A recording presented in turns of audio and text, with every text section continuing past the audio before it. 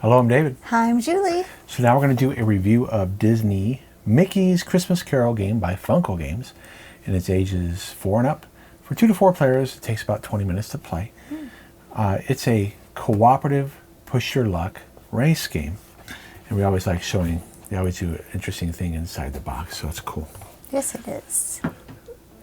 So let's take a look at how you set it up before we give her positive, negatives, and neutrals. You have a clock here where Duck McScrooge starts on, he's asleep at 9 o'clock. And then you'll see it has nice art there. So you want to complete these puzzles, which you haven't punched out yet, before he wakes up at 8 in the morning. Wow, he sleeps a long time. Now they recommend for your first game you play with puzzles 1, 2, 3, and 4. If you want to play a more difficult game, you play with puzzle 5 and 6. Now why does that matter? Because if you complete a puzzle out of order, we'll be drawing puzzle pieces out of this bag. We're going to punch out the pieces. And so if we were to complete 6 before any of the other ones, Scrooge McDuck would go 6 spaces. So for your first game, you want to play with the earlier puzzles. So that way there's not much of a penalty if you complete something out of order. You'll see that there's 7 special tiles here. But you have the Spirit of Jacob Marley, the Ghost of Christmas Past, Ghost of Christmas Present, Ghost of Christmas Future. So once you've decided what puzzles you want to play with, you punch them all out. And I'm only going to punch out a little bit. Well, I guess we'll punch them all out. Go ahead and do that one. In my mind, I was thinking something else. So I'm not going to put them in the bag yet, because the bag is a little small and you want to mix them up outside the bag before you put them in. Plus 2, I want to go over the special pieces. There are 7 of them. And your turn, you're going to take turns. You can draw up to 5. You don't have to draw 5, but when these come up, except for this one, your turn stops. So if you draw this one, you must play all the pieces you've drawn, which could be bad because you might have to place pieces you don't want to play out of order. This piece is removed from the game and Duck McScrooge moves 1 space. So that can happen 5 times. Now this is a permanent one. Anytime you draw this one, it's just like this one, except that it goes back in the bag. By the way, when you complete a puzzle piece, Duck McScrooge will go back 1 space. So that's the incentive to complete them in order. He'll go back 1 space. And if you complete them out of order, he'll skip ahead that many spaces. Now this one is the best tile you can get. You ignore all special tiles and you draw up to 5. You draw 5 puzzle tiles on your turn. So let's say I had drawn this first. Okay, I drew a red one and I kept on drawing, then I draw this one. Well, I'll keep on drawing until I get 4 more puzzle tiles, and if I were to draw this one, I ignore it. All the special tiles I ignore. So if I even draw 2 of them, I just keep on drawing until I get 5 puzzle tiles. Now, where do you find this information out? Because it's not on there. Well, you got to look in here. And it gives more detail of the special tiles. And then here, this is where it says you draw up to 5 tiles. That's the key thing, because you don't have to. You can stop after you draw 1 tile. And when you watch the playthrough, we draw a purple one and we stop. Because, we're adults and we're going to play it safe. And then you choose 2 tiles to play, which means if you've drawn 2, you will choose 2 to play. So that's where you can get messed up. So let's say we were drawn, I drew this, I drew a red one, and then I drew this. Well, this says you must play all tiles that you drew. Scrooge goes up 1, and now we're closer to completing red. Let's say we had actually drawn 3, and we draw one of those. Well, you must play all of them.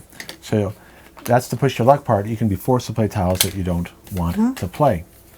Now, remember when I said you want to mix these up before you put them in the bag? Because the bag, like I said, is a little too small. And so it's better to do it outside of the bag rather than in the bag. So we'll just simulate real quick a turn. The youngest player goes first. Which is you. Yes. Oh, if you're going by DNA. Oh, we're not going by DNA. Yeah. We're going by numbers. I asked someone about that. They said this actually, you can't use that. But no, I like can't. saying it. Okay, so here I go. Here's my first draw. I got a blue. I can push my luck or stop right here. I'm going to draw again. All right, I must stop. Yep. Miss Scrooge, Duck Miss Scrooge goes to 10. This is out of the game. I must play this one. Careful how far you throw that. Yeah, I know. And right there it goes. Now Julie goes.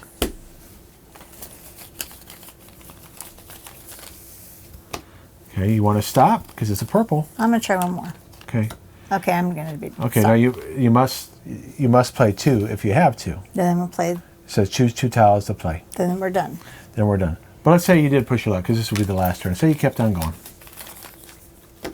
Keep on going. All right, now this is the good one here. Now Julie draws up to.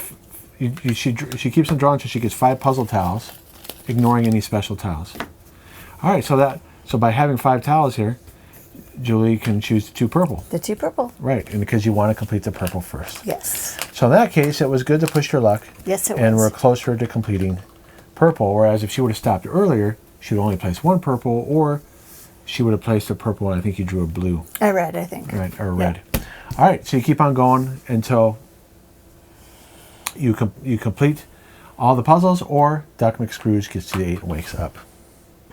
So let's take a look now at what we think of the game. Okay. And Julie goes first. As always. All right. I think this is a super cute cooperative puzzle race game. It's really sweet. The art is adorable. I think younger players will have fun completing the puzzles. They'll think they're like super cool doing it. I do think for new players on something like this, a reference card would have been good to have. Just, maybe for the first few times to play, and then after that you don't really need it. But Well, it would have been hard. It would not have been hard to say, draw up to turn order, draw up to 5, play 2, choose 2 tiles, and those tiles don't have these details on here. Like you stop. It should say that you stop drawing. right. So there's little details they could have put on the tile, or give us a reference card. And my last thing, I don't know what I said because David here put you up. I think the tile bag should have been bigger because even though I have small hands, it's still hard to really mix it up well. Yeah, there's just too much tiles in here. Yeah. So if it was just a mix little up. bit bigger, I think it would have been perfect. Yeah. All right, let's see what I have to say. Okay. It is well made, though. I will give you that. Oh It yeah, is the well bag made. is well made. Just needs Because to some be bigger. bags, they start shedding. That one doesn't do it. This one has a nice sew. It's I think nice it's sewn. felt or something. It's nice. So the bag is quality. It just needed to be bigger. Yep, In fact, I'll that's show all. that on camera here. Because if you've played other games with bags, they start shedding pretty quick. You start pulling out strings. Yeah. This one won't do that. Nope. All right, see what I have to say. All right, what do you have to say? Also, it's a fun cooperative push your luck race game. Oops, send some It avoids alpha players. In other words, in some cooperative games, you'll have the more experienced or older player telling everybody what to do. In this game, you're not going to make devastating decisions where you must do something. When you play games like Pandemic, Yeah. and there's other cooperative games you play, if we don't do this, we're going to lose. Yeah. In this game, there's more flexibility, so you don't have to have one player. Be bossy. Yeah, that's a good way to put it. The art is beautiful. Oh, yeah. I mean, I'll just show you the ones that we didn't play with. I mean, that's cute. It's just so cute. And then right here, it's nice. It is. It really is. And then I forgot about this almost. There was educational merit here. This is my 26 years as a teacher, and most of my career I've taught gifted and talented methods to other teachers, and have been a teacher of the gifted for much of my career. This develops spatial reasoning. So when you draw the puzzle pieces, putting them in the frame, you got to figure it out. True. So for a young person, this develops that really well. An older child won't have a problem. Okay. No. But a younger child will enjoy doing that. I think as adults we enjoy it. I did. Yeah, I had a good time. So neutral is the age sweet spot, I think, is preschool to about 3rd grade at the most. Can't see a 4th grader No. playing this. I almost can't see a 3rd grader playing this unless they're playing with a younger sibling. A 3rd grader, first semester, first quarter, they're still kind of, for lack of a better word, kind of babyish. So, not all 3rd graders, but No. I remember when I taught 3rd grade, They're still kind of like acting like second graders still. Okay. Okay. So maybe first quarter, first semester. Okay. Okay. Now, will the pieces last neutral? I don't know. Because sometimes it can be difficult to fit them in here. They are thick enough. All right. But if a child is not careful, I can see maybe the edges getting bent. Okay. If a child's careful, they'll last. I think so. But a rough child, Yeah. a child not being careful with the pieces, they can get worn. I don't think they'll break. Oh, I don't think they'll break. I don't think they'll break, but I could, So I think it's quality enough. But it's not. They're not indestructible. Let's put it that way. No. Well, I already said that. Well, piece. Okay, so bag not large enough. We agree on that. The bag really needed to be 50% larger, so you can mix it up. Exactly. Especially if you were to play with all the pieces, all the puzzles, you definitely need something bigger. It does say completing puzzles more challenging. You can increase the difficulty by playing, with 5 and 6. So you'd need a bigger bag to fit all those guys. No, what that means is you play with higher number of puzzles. It's not suggesting that you play with more puzzles. Oh, gotcha. And I don't know if that's a good idea or not. Maybe you could. Oh. Maybe you could make it even more difficult. We haven't tried that. We haven't tried it. But the idea of playing with the higher number of puzzles, if you mess up, he's going to move farther. Right. Okay, so let's see how we rated it. Okay. We used a BGG scale. We both said 8. Yeah, we both said 8, and we enjoy playing it. And again, this was played with children. We're not likely to play this as an adult. No. Because it's too easy. We know you can be really careful.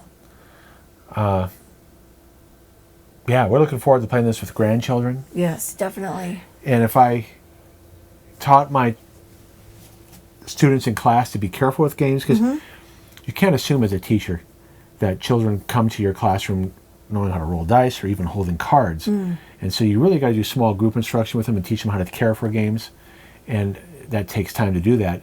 I would pull this out once I am confident that if I were to put this in a center or on the shelf for them to pull down and play, that they will be careful. Ah, I see. Okay? Yeah. Because I can see, like I said, a rough child ruining this game. That makes sense. So if your children could play this independently in first grade, for instance, even second grade, if you've taught them the game and taught them how to care for it. You don't think the kindergartners could do it by themselves? They'd have to be really independent learners. Okay, there's some kindergartners can handle that. In the state that I did a lot of my gifted and talented teaching, we identified as young as kindergarten. It was required by law to assess. So there were kindergartners that could handle this on their own. Oh, okay. But that's the rare thing. That's the exception. Gotcha. Okay, usually you want to. Now it's one thing to give a child a puzzle to complete in a center. Sure. But following procedures and taking turns on their own, that would be rare. That'd be hard, yeah. Now there are kinders, like I said, that could do that. I think so. But anyways, we definitely enjoy this as adults. Oh, we're just yeah. not going to pull it down. No. And say, hey, let's play maybe if we're really tired, want to play something fun and cute, we might do it. Yeah, I don't know. I don't think so. But we don't mind owning it because we want to play it with future grandchildren, and I Yep. could use this in an educational setting. Definitely. Future of the grandchildren that I'm looking forward to. Yes. All right, so that was Mickey's Christmas Carol game. I just have to say, Funko games, you knocked it out of the park again. Yeah. Except bag should have been bigger. Bag should have been bigger. It's Should the have only bad thing. and reference cards. Yeah. Other than that, thank you. Thank you so much, guys. We'll see you next time. All right, bye-bye.